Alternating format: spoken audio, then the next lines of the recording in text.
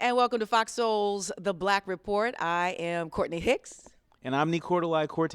Yeah, we're just gonna pass the mic. So can I start? Of And course. and who might this be? Oh my goodness. Who might? Can we shift? Can we shift to the aqua? Hey, I love it. Hey, beautiful. Sherri Shepherd. How are you? We're good. How are you? I am so good. I'm in Detroit. I'm in the D. Yes, you are. The D. Welcome to it. Thank you. So we're kind of following in your path as we are getting ready for our debut. Congratulations. Yeah, we're excited about it.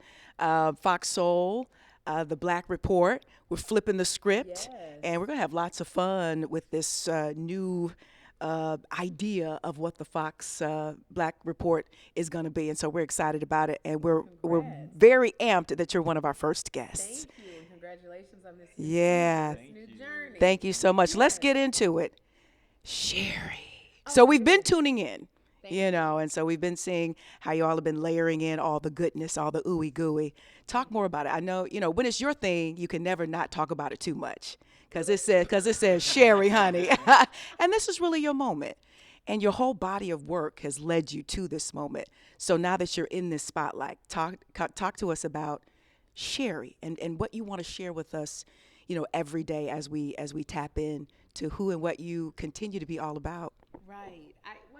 I just know I'm very clear on the assignment that has been given to me, and I'm very thankful to my executive producer, John Murray, who happens to be my best friend. But I don't want people to think best friend, whole purse best friend. Best friend, extremely intelligent, extremely being an entertainer, Capable.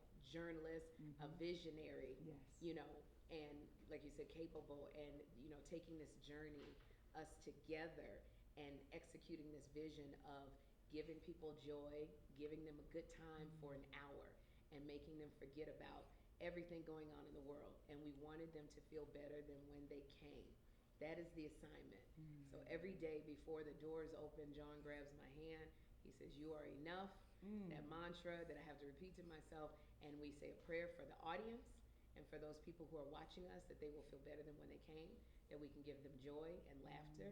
And then those doors open. And you can tell because it centers, and you can tell because it centers you throughout the show. Oh, absolutely. You all having that moment. Yeah. You know, and this is interesting because in my entire career of acting and doing stand-up and all of that other stuff, this is the only time in my career I've never been nervous. And I say before the doors open, God, show up and show out. Because it's not about me. It's just, I'm just that vessel for you to show people what your joy is about. Yeah. So, yeah, it centers me. And speaking of joy, I mean, you're a comedian and you are really good at being able to find the humor in things, even in these challenging times in the world, these turbulent times for our country and the world. Tell our viewers, you know, how can we all do a better job sort of finding the joy, finding the humor in things and what sometimes feels like these challenging times, particularly for the Black community? Yeah, I think, number one, even before, as you wake up, you have to thank God, your creator, for the little things. Like I always tell Jeffrey, my son, when you pray for 3 things that are so wonderful that happen to you. Pray for 3 people and pray for 3 things that you'd like to have happen. So if you can find, you know, 3 to 5 things to just say thank you for, I think it gives you a better outlook on your day. And then I don't know how, you know, I always look for the lightness in a situation. And my mind is, I think that's what a comic is. Our minds are a little weird, you know, and so we're kind of, it's kind of screwed up. So I just try to find the funny. Find the funny. In everything. In everything. And I say, I can find the humor in anything. Yeah. The humor in anything. We believe it. We believe it. So we're going to stick around with Sherri Shepherd. More when we come back. You are watching The Black Report on Fox Soul.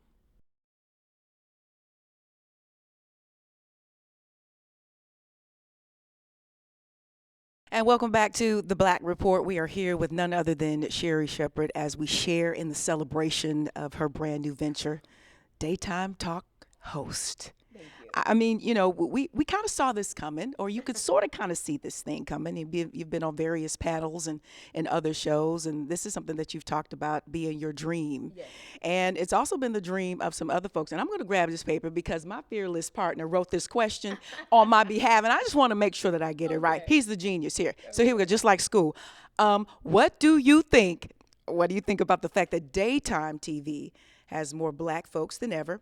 Between you, Karamo, Tamron, and Jennifer, there appears to be enough room for various black voices and experience. Now, on the Black Report, we often curate our show recognizing that the black community is not monolith. That's his words. But I'm basically saying, girl, we doing it. Lots of folks of color in daytime TV. I'm excited about everybody, and I think there's enough room. There is absolutely more than enough room for everybody because we are not a monolith. We truly are. Everybody is different.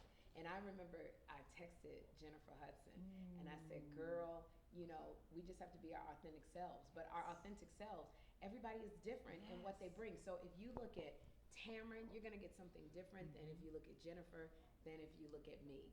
And no matter how hard I want to come out like Jennifer and go, woo, yeah, you're gonna cry because you want me to stop. So I think that, and I said to Jennifer in my text, your success is my success, and mine is yours, because we want each other to win, because we don't want people to go, oh, a black girl can't lead a talk show. And that we can get along. Absolutely. Despite, we Absolutely. can get along and really root for each other and really be honest in that. I celebrate you, and I really mean that. And I think there was, it's something that is so true. Like, you have to be able to celebrate other people, because that's when your blessings come in. When you stop trying to fit in everybody else's lane. That's right. Because I can't do what you do, nor do I know what it took for you to get into this lane. Okay. And probably if I tried to get into this lane, it was like, oh my gosh, I didn't know I had to go through all of that. It wouldn't work. It wouldn't work. I can't handle that. And so it's like, I have learned at this age, it's like, Sherri, do what you were called to do, and do it to the best of your ability, and everything else is going to work out the way it's supposed to work out. Love that. So I celebrate my sisters. I celebrate Tamron. I look at her and laugh. I will text Jennifer and go, girl, that story that you did about everybody got their own little, the way they do the it's funny to me. Yeah. I can't do that. You made that very funny. And I celebrate her because it's just like, there's no other room for the other stuff. I love that. So, tell us a little bit about your faith over fear mindset. What does that mean to you? Because you talk a lot about your faith. Over the years, you've talked a lot about your faith. You haven't hid that at all.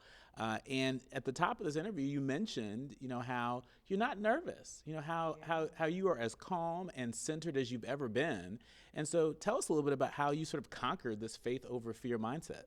I just think that because I know this is God ordained, and I know that everything, the way that everything fell into place at this moment in time was miraculous.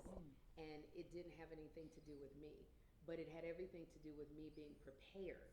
That is why that whole thing about, when the opportunity comes, are you prepared for it? And this was one I could say yes. And I heard Pastor A.R. Bernard in Brooklyn. He has a church in Brooklyn. And he said, some of you are trying to figure out why your dream hasn't been fulfilled. He said, it's because you don't have the faith to sustain it when something goes wrong. And Lord knows I've been through the ups and downs of this business. I've had a lot go wrong. And he said, some of you have had to mature into your dream. And, back in 2008 when I did a pilot, I would have done anything just to make people laugh. I don't care what it was. If you had me standing on my head, vacuuming the floor, doing whatever. And here I am now. I know what I want to do. And I don't have a problem saying, no, I'm not going to do that. So I had to mature into this space. And so when I walk out there, I'm not nervous because I know that, number one, it's not about me.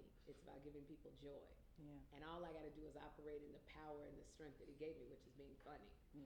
And that goes back to the prayer in the beginning of the show, behind the curtain, you are enough. And that journey also allows for the higher power to realize that he can trust you with it. And so that's why it comes so quick, and you're like, whoa, is this for me? And it really is, because you have been through some things that have tested you. And I feel like on the other side of that, it says, okay, you're ready. I can trust you with it. Here you go. I told John the other day, I said, I think God didn't let me have a talk show until now because I didn't have as many life stories to give to people. I literally, because as I sit and talk about my life, because John goes, I go, I don't know if my life is so interesting. He'll go, what? You got to talk about. I think because I talked about Tom Joyner yesterday and him taking Kim Whitley and I on a shopping spree at the Louis Vuitton store, and how at the end he spent so much money on us that we looked at each other and said, do we have to sleep with Tom to get all the? And Oh my. that's the funny way I look. And Tom, he told me he loved the story, and the funny way our mind goes.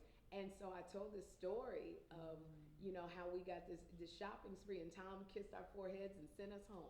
And I said, and we didn't have to sleep. And I said, I think God had to let me have life experience Yeah. to sit in the Yeah. chair to be able to have a story. Yeah, yeah. Speaking of life experiences, before we go, I've got to ask you this question. You've talked very openly about your son Jeffrey, who's special needs. You all have moved to New York City, and Jeffrey's now a teenager. Is that right? 17. He's 17. He's 17. And there have been a lot of stories in the news, a lot of headlines in the news of folks with special needs, mentally challenged folks who have unfortunately been the subject of misconduct by law enforcement, sometimes fatally. Talk to us a little bit about how do you manage to conquer that fear? I'm still managing it. It's a lot of prayer. It's this. I think I did a post the other day because I looked at my son and he just was such a baby, and I said, this is such a cruel world. Like my son looks like he's 20, but if you really look at him, you go, he might be 14, and just thinking about how I feel like I haven't equipped him for everything that could possibly happen. And it's hard. It's hard putting that on him. Like he went out, he took the train by himself with some friends from his elementary school. That was hard for me, girl, to go to see the Mets. But his friends are all white, so they jumped the turnstile. And they got on and they went to like a VIP section. They were supposed to be sitting in the bleachers. And they said, come on, Jeffrey, we're just gonna. And normally that's good for kids to explore, to test boundaries. And so when Jeffrey told me he was so excited, I said, Jeffrey, you can't do that. You're a young black man. And trying to explain all of this to my son was so tough, and it broke my heart to say, you can't do what they do. And so it is constantly prayer. That is all I have. That's it. Well, we are so glad to have you on the TV. Check your local listings for Sherri. Our thanks to Sherri Shepherd for joining us as our very first in-studio guest for Fox Soul's Black Report.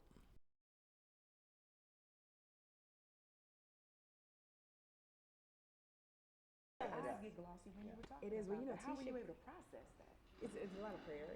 Like he took a class. Tisha Campbell's brother is a police officer, and he has a whole class with special needs kids where he teaches them how to deal with police, and he teaches the police how to recognize signs from kids on the